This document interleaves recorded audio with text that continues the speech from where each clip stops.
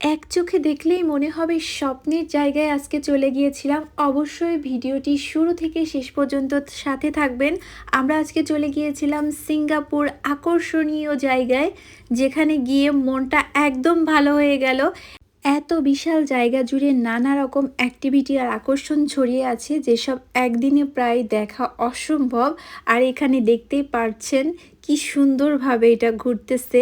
পুরোপুরিভাবে ছবি ভিডিও নেওয়া সম্ভবই হচ্ছিল না, কারণ চারিদিকে ঘুরতেছিল আর সবাই এখানে দাঁড়িয়ে ছবি উঠতেছিল, ভিডিও করতেছিল। আমিও একটু করে নিলাম। অনেক হাঁটাহাঁটির পর বাচ্চাদেরকে খুবই ক্লান্ত দেখাচ্ছিল। ছোট বাচ্চার আবদার, সে আইসক্রিম খাবে। চারপাশটা অনেক সুন্দর লাগতেছিল। আমার দুই ছেলেও অনেক এনজয় করেছে এখানে এসে।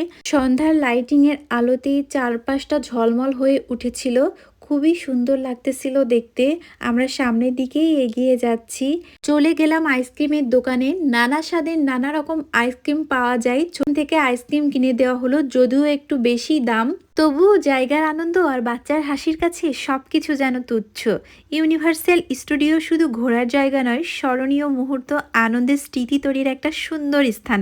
সব মিলিয়ে এই জায়গাটা ভ্রমণের গল্পকে করে তোলে আরও বিশেষ, মনে রাখার মতো।